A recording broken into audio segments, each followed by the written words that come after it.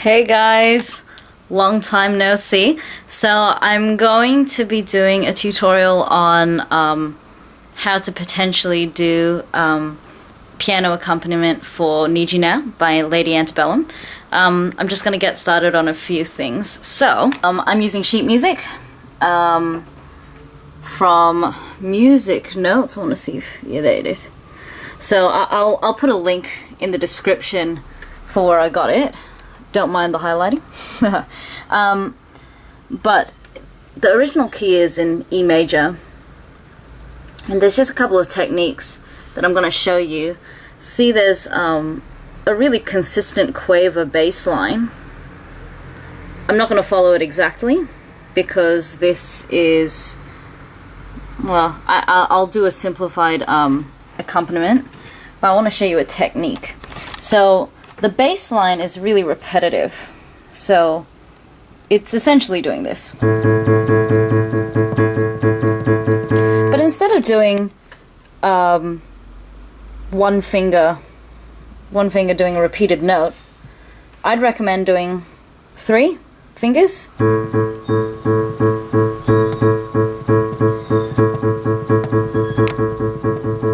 That gives you a lot more control over the pressure in which you're doing the note. It gives a really consistent tone, but also it actually gives you a lot of control if you wanted to accent something.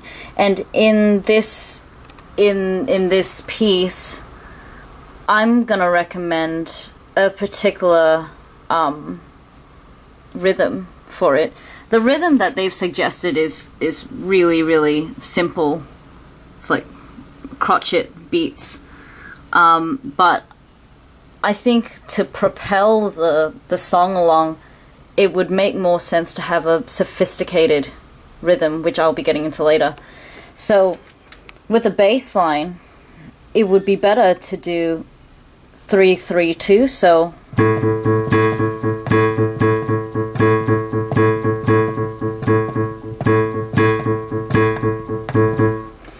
and then that way, that syncopation will propel the song along. Also, you'll notice that there are chords such as A9.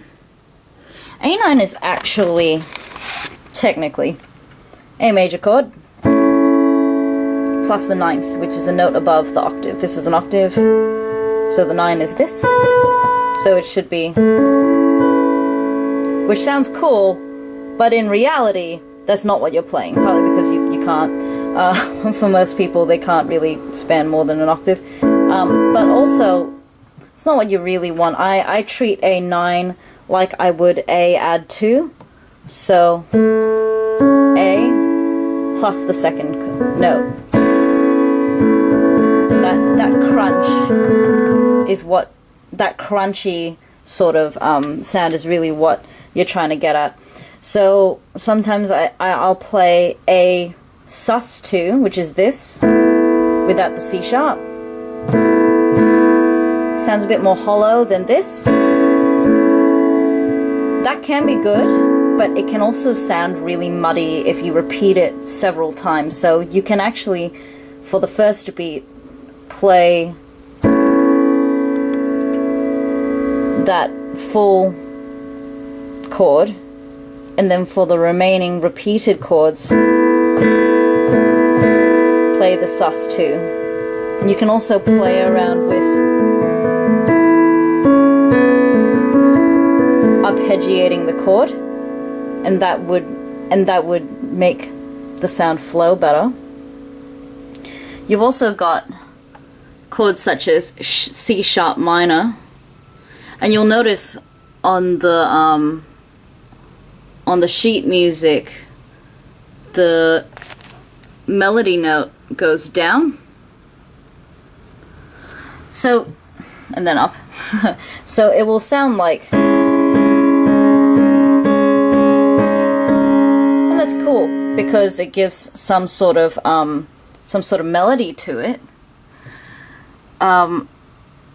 And then you can play around with that as well. So you can go. So that top note can give a real can really bring out that melody line, which would be cool. Sorry, I'm just jumping around everywhere. These are like stream of consciousness thoughts. So you can have a look at the chorus. It's E major and then G sharp minor. Really the only difference. So this is E major chord, E, G sharp, B.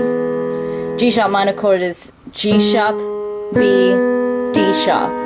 Really the only difference between those chords then is, and that E then replaces to D sharp. So a trick with the chorus then would be E, G sharp. And that way the melody would sound smoother, going from E to D sharp, E to D sharp, and just by inverting that E major chord. If you have a look at the right hand part of the piano, it's effectively doubling up the melody, and I think that's just silly. It's actually really frustrating to play that while singing or accompanying people while singing, because it doesn't give the singers an opportunity to experiment or explore the melodic line, and it sounds really rigid.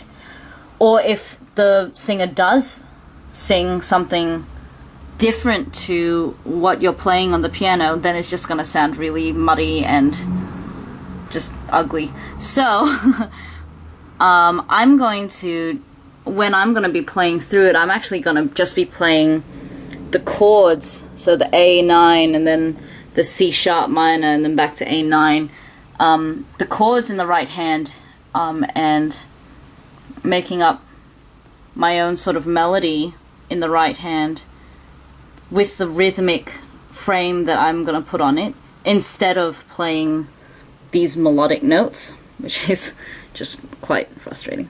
So yeah.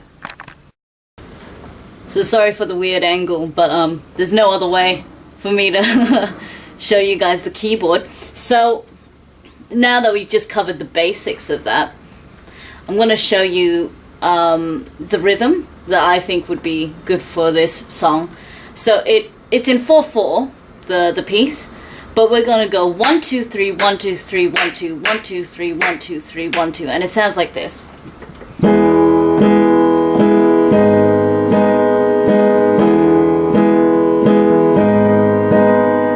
Really, really common in pop songs, and it just drives the song forward. So what we're going to do is we're going to put everything together. So apart from like the first 4 bars, it's pretty simple, and it should be on the music, on the sheet music. So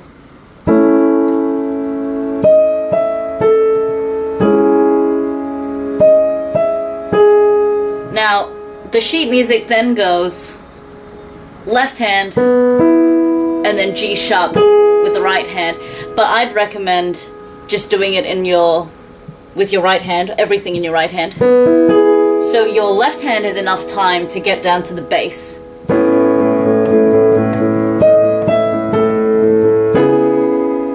Now this is an interesting chord. So this is a C sharp minor 7 chord, which means it's C sharp, E, G sharp, B. But since your left hand is already playing that C sharp in the bass, you actually only have to play the E major chord, the E, G sharp, B remaining.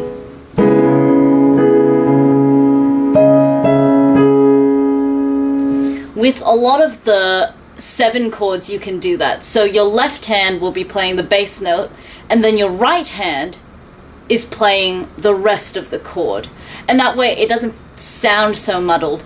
If I were to play the whole full chord in my right hand, listen to how it sounds.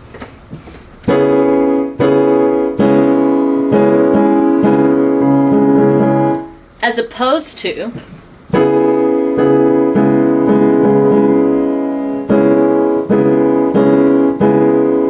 Do you hear that? So it sounds muddied when you add that root note in a 7 chord. So I'd recommend leaving out the root chord, the root note. So in C sharp minor 7, your left hand will be playing the root note, the C sharp, and then your right hand will be playing the remainder of the notes, which coincidentally is E major chord. So, and we're going to be doing that repeated note technique, which is the 3-2-1, the different fingers playing the same note.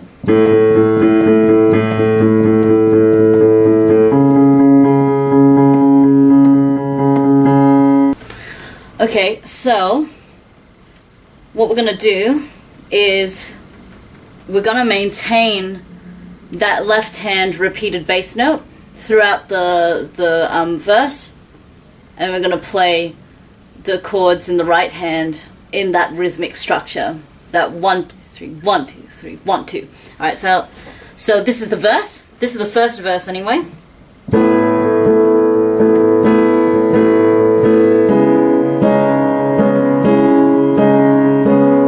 Notice what I did with the right hand,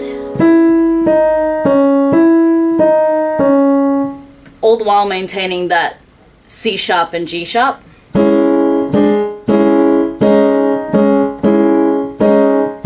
And in that same rhythmic structure. And then we're back to A9.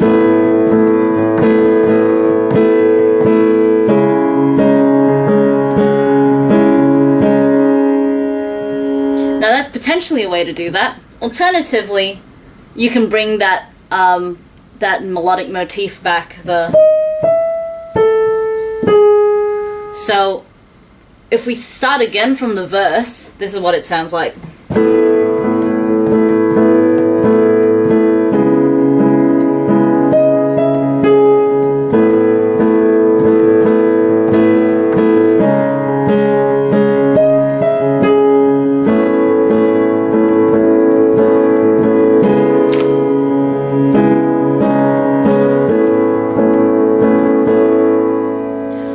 Putting that pause in there because normally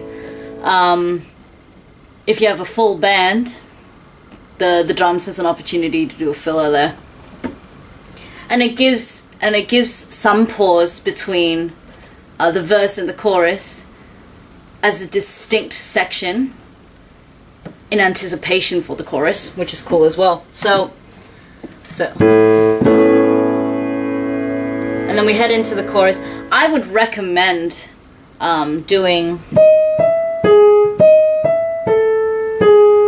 in that first verse, kind of breaks up the insistent bass line, and then I'd recommend doing those chords in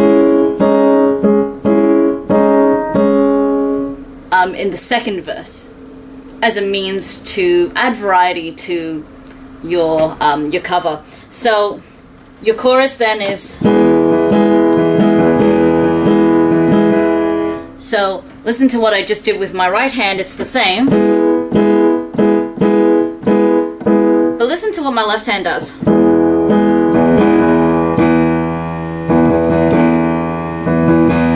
And those two rhythms in conjunction just kind of spur the chorus on. So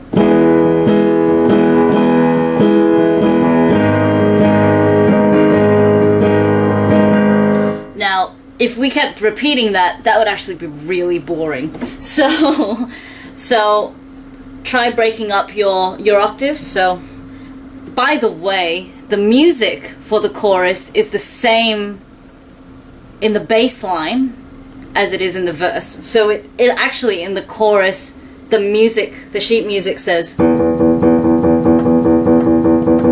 that's really, really boring.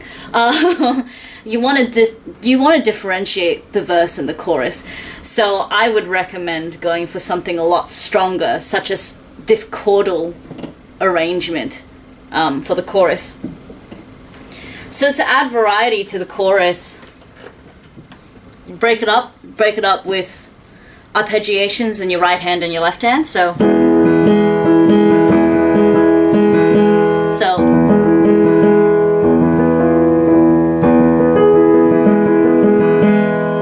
always keeping that rhythm in mind. So bump, bump, bump, bump, bump, bump. So, and I'd recommend doing the chord on the first beat of the bar to emphasize that first beat. With the G sharp minor chord, it sounds nice to go up that arpeggio, so, but you'll notice that I've now stopped using that rhythm, the 3-3-2. It's now become 3-3-3-3-2. Technically it's 3-3-3-3-2-2. So 3-3-3-3-3-2-2. So 1-2-3, 1-2-3, 1-2-3, 1-2-3, 1-2, 1-2, and that syncopation keeps pushing that forward. So we do 1-2-3, 1-2-3, 1-2, 1-2-3, 1-2-3, 1-2, 1-2-3, 1-2-3, 1-2-3, 1-2-3, 1-2, 1-2. If that makes any sense. Okay, and that melody sounds nice. Or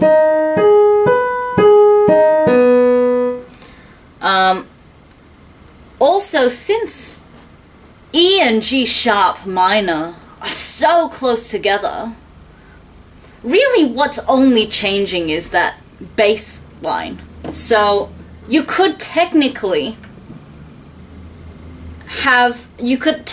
be playing E major 7 the whole way through and just change your left hand. What do I mean by that? E major 7 is E, G sharp, B, D sharp.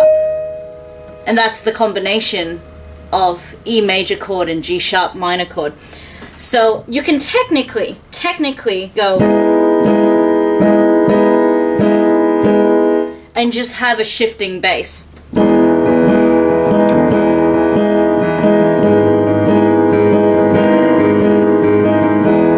Doesn't sound great though, does it? So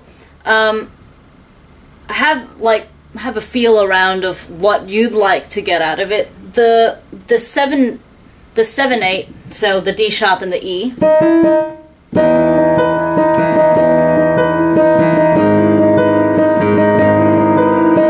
Is also something that sounds really good. That clash sounds great because the tonic chord is E. So hearing that resolution constantly, that the disharmony and then the resolution sounds great. And I'm oscillating between D sharp, E, B, all over and over and over again. So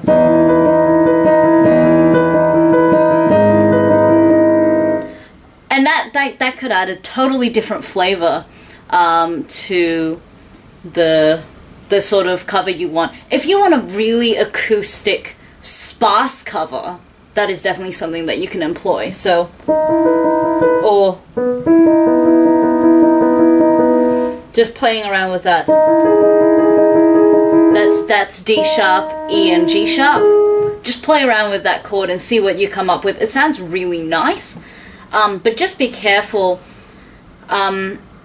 Your verse has a very consistent, constant bass line.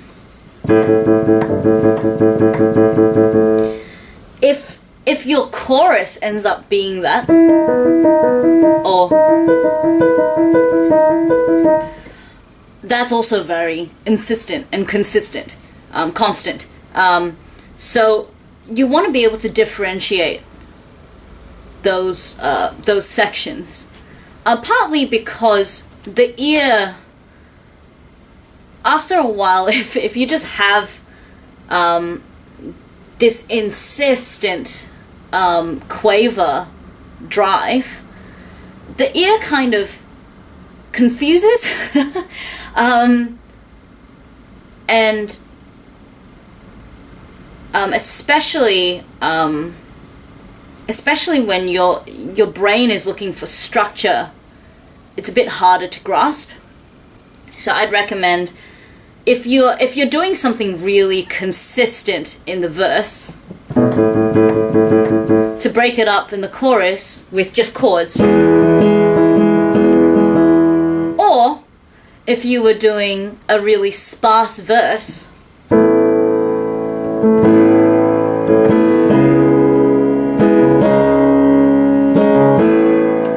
you can then do a really fluid, consistent chorus.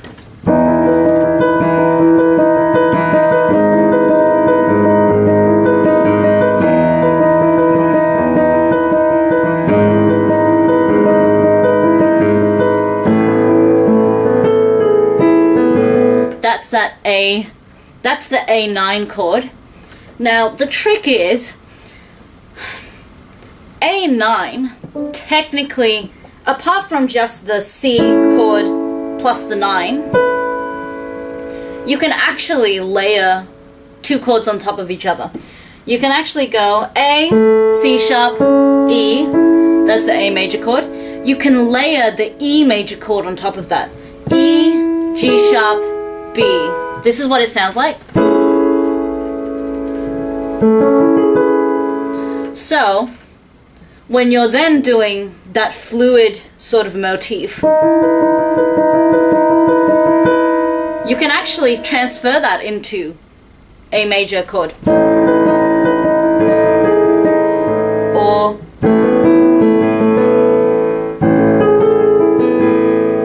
you can layer an E major add 4 chord. You can layer the A2 chord.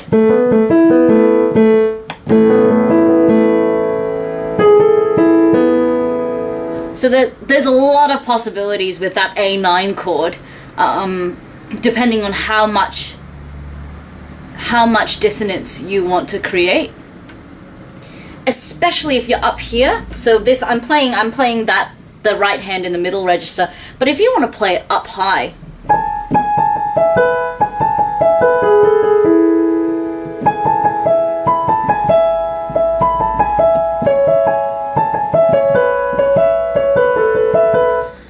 the higher you go on the keyboard, the less muddied dissonance sounds. So I'm going to play the semitone. You know how I talked about the D sharp E? This sounds very different down here. That sounds terrible. So this sounds awful. You can't distinguish it. The ear can't distinguish dissonant sounds, really close dissonant sounds in low registers. It can in very high registers. So that sounds, for some reason, the brain registers that seemingly as a far greater interval than down here. You can hear distinctly two different notes. So when you're playing with dissonances up here, it sounds great.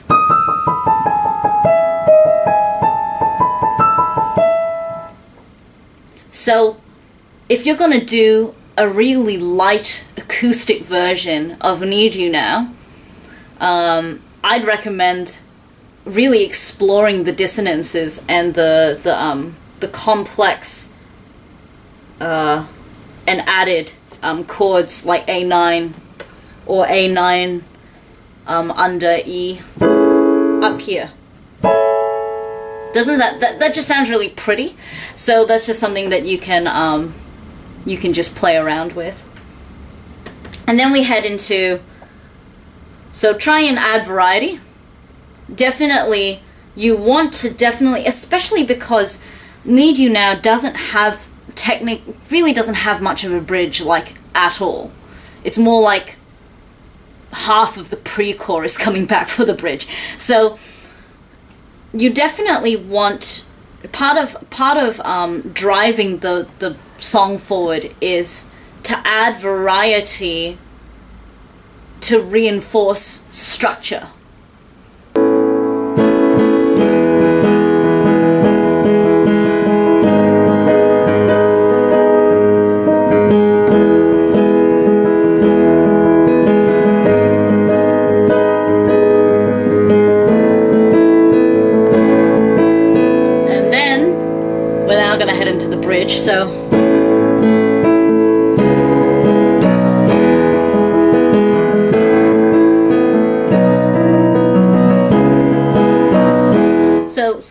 So hearing that ba ba ba ba, so that syncopation 1 2 3 4 5 1 2 3 4 5 6 7.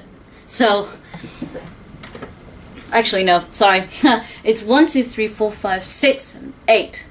So 1 2 3 4 5 6 7 8. Yeah. So 1 2 3 4 1 2 3 and 4 and 1 2 3 and 4 and that syncopation is like, yeah, is key to that section.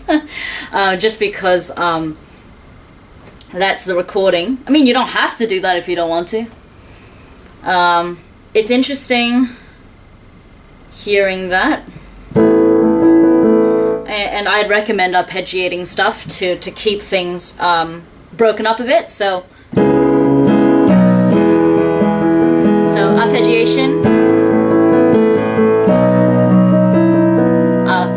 And what I did there was B major add 4. So B major plus E. The reason being E is the tonic. So,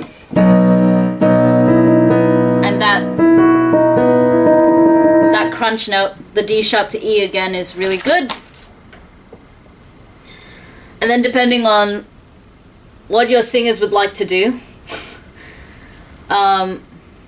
because I generally like to sing Guess I'd Rather Hurt Than Feel Nothing at All, quite pointedly, so, because I generally go,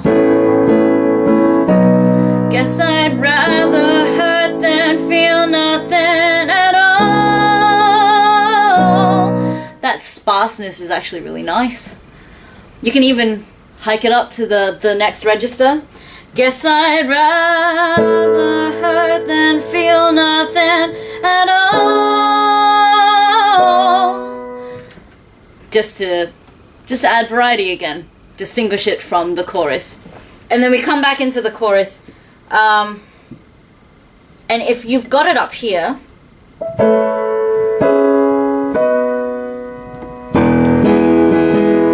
you can then distinguish it with the left hand coming down to quite a low octave. So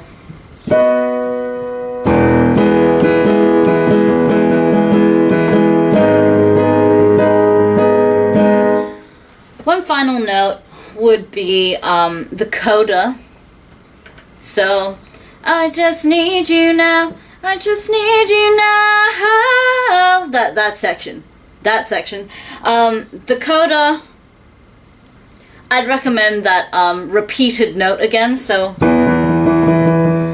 this repeating the octave is too much. Just after a while, it's just terrible. Also, you don't want to be repeating the note down here. It just sounds like one note in the end. So, to keep that rhythm going, I'd recommend going the first beat the octave, and then repeat this note up here. So,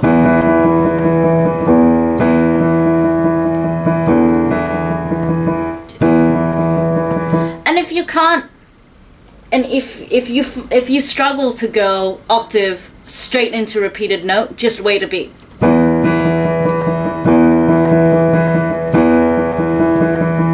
And it gives you time to do that octave and come back. It's just important to do that because your right hand has, and you wanna hear that motif. So you'll then hear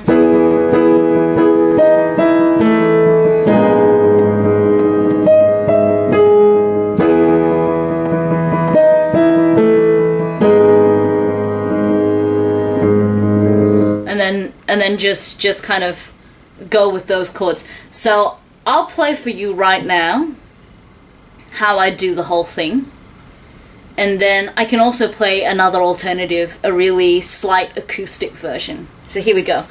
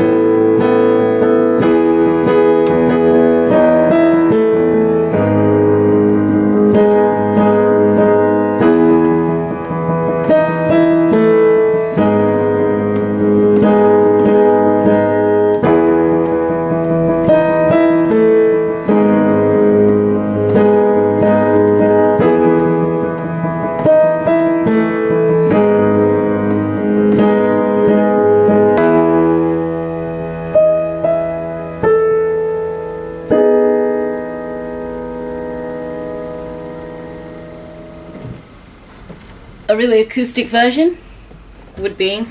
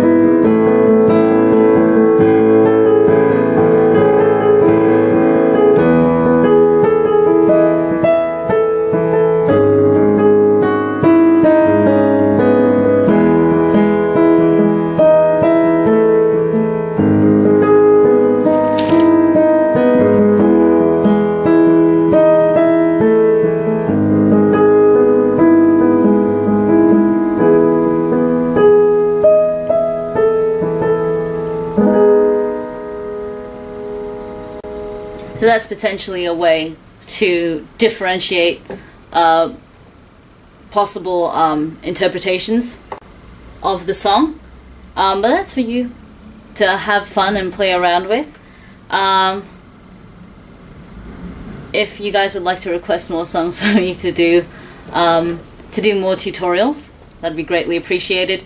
I'm sorry, I know some of you have already been requesting songs. I will keep trying to film some more. Life has been pretty hectic. I mean, I haven't uploaded in years, so sorry.